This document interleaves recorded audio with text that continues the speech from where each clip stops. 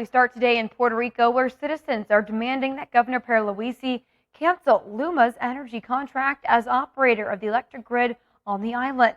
Political organizations, communities, and citizens took to the streets of Old San Juan to march to the governor's mansion after the recent spike in the electric bill and poor service on the island. Francis Felix takes us there. Social, political, community, and union entities will march today from the capital to La Fortaleza in Old San Juan to demand that Governor Pedro Pierluisi cancel Luma Energy's contract as operator of the electricity grid in the island. At this early hour in the morning, people are already gathering, if you can see, at Old San Juan to express their dissatisfaction with Luma service, with protest signs, flags, music, and everything they can have to express their dissatisfaction. One of the organizers of the march, Adriana Gonzalez, a community organizer from the Sierra Club Puerto Rico, indicated that they expected the system of around 50 organizations, including workers, families, and independent groups. Also, the demonstration is going to start at 9 a.m. today, and the people demand for the Governor Pierluisi to take long-term actions to avoid increases in the electricity bill and other claims they have. We are going to stay here to bring you a full report of everything that happens and develops during the day here in this march. Reporting from Old San Juan, Puerto Rico, Francis Felix. All right, thanks so much, Francis. Well, meantime, 8 Trinidad police officers have been charged with 3 counts each of murder, all connected to a police-involved shooting that occurred 2 years ago. They were all taken to prison when they appeared virtually before a Port of Spain magistrate on Tuesday, in the case adjourned to August 16th. Their charges stem from a June 27th of 2020 incident in which a group of officers on an exercise in Morvant, just east of the capital, Port of Spain, stopped a car with 3 males inside. The officers had alleged that one of the occupants pointed a gun at them, causing them to discharge their firearms in the direction of the men. All 3 men died at the scene. An investigation was launched into the incident, and the 8 officers involved were subsequently charged.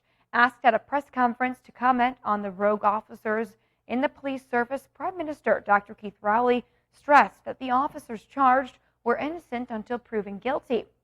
However, he said if there were lawmen or members of the Coast Guard or Defense Force who did not measure up to the required standards, they should be rooted out. If the leaders of those services find that there are people in there for whom action ought to be taken because they fall short of the requirement of their uniform or of the statute that give them the power that they have, they are encouraged to discourage them from being in there. I say no more on that. Now that should cover what you're asking me. But in terms of the specific charges against officers, understand that police officers too will be innocent until proven guilty. So it is not for me to pontificate on their guilt while a trial is taking place or the charge is being formulated or the investigation is taking place. I hope that we don't disregard time, but time is an important element in the step-by-step process. That's a requirement in these situations. Well, switching gears now, the bell has rung in St. Kitts and Nevis. Prime Minister Dr. Timothy Harris on Sunday night announced August 5th as the date for the long-awaited general election. Harris made the announcement while addressing supporters of his People's Labor Party, telling them that he is confident of being returned to office.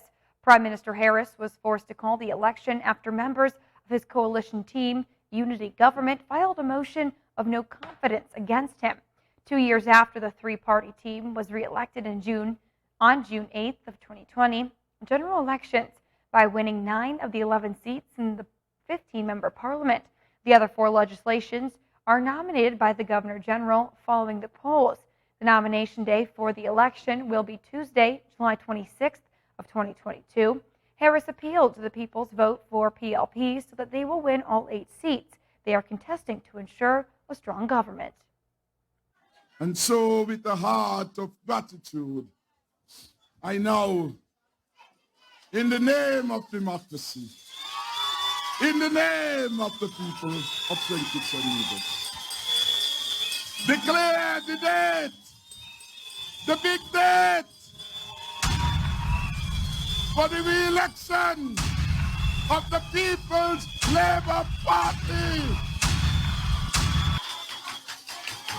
In your name, of all democracy lovers, I now declare that I have advised His Excellency, the Governor General, earlier this week, that he should prepare for us to go to general elections in St. Kitts and Nevis on Friday the 5th of August, 2023.